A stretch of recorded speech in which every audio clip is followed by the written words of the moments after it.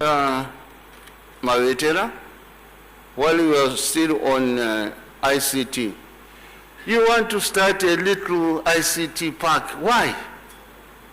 Why?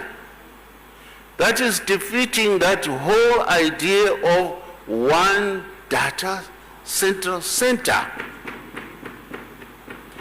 And in my conversation with you, I said Google is prepared to fund you, to fund the government on a centralized hub. And we discussed that this centralized hub will not be for Zimbabwe government only. And I said, and talking to James Manyika, the vice president of Google, we agreed that if we put in place enablers A, B, C, D, which we discussed, that hub will be a regional hub for the whole of SADC. And when we met in Victoria Falls, Honorable Minister, you remember, you made that statement, and parliamentarians from the SADC Parliamentary Forum agreed with you. And that's the way to go. And if you read this 2025 AI index report produced by Stanford University, you'll be clearly directed as to how you can establish that. Relatedly, it will also give you how you rope in the private sector. Government can't do it alone. It will show you the matrix of bringing in the private sector. And you relieve Treasury from the fiscal's burden. So that should be the way we go. And the other issue is one of laptops.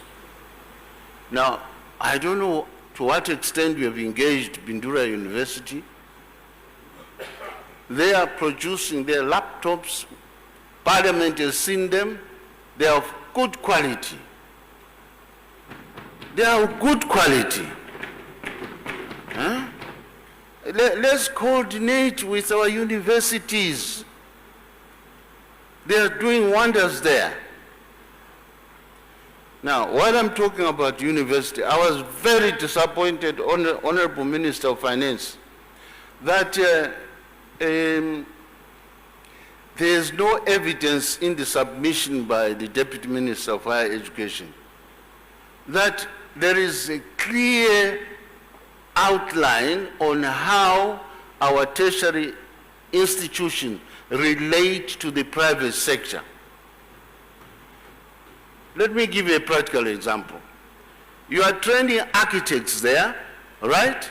You are training architects, but you are not linking up with the construction industry.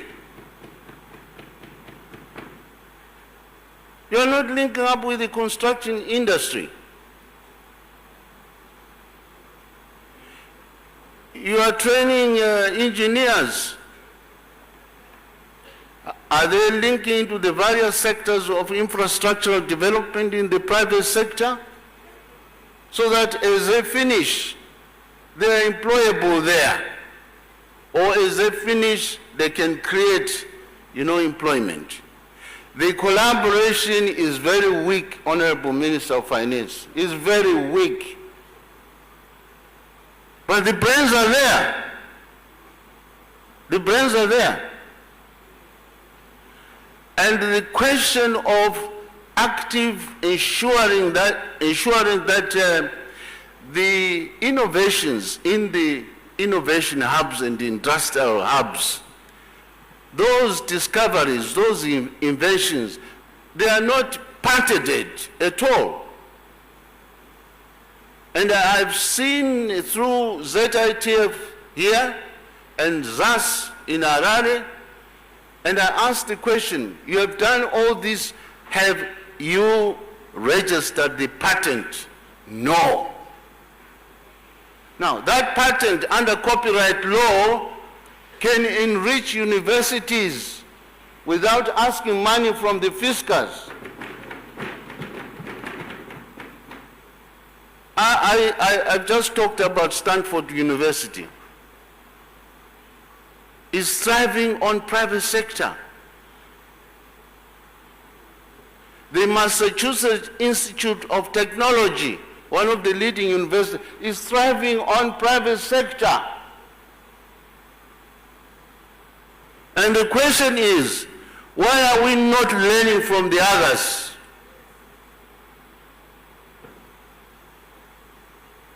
And some of our bright boys are being stolen by European countries. Before even they've registered, they are patented here. So we need strong collaboration that is determined, not this wish-wash affair. So let us see, from the time we live here, a new direction. A new direction. And this is what is the meaning of the presidential mantra, Nyika inovakwa neveni vayo, ilizwe lakiwa ngabantu banu. And we are here as the foot soldiers of building that country. And we're just saying, presidential mantra, Nyika inovakwa neveni vayo, and you are not lifting a small brick to build Zimbabwe.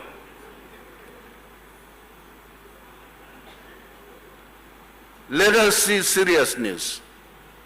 And one of the greatest assets that we have here in Zimbabwe is the asset of the brain. The asset of the brain. We have the brain.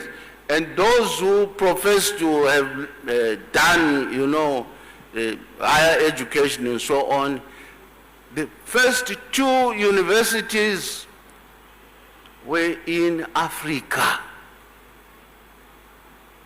West Africa and Egypt.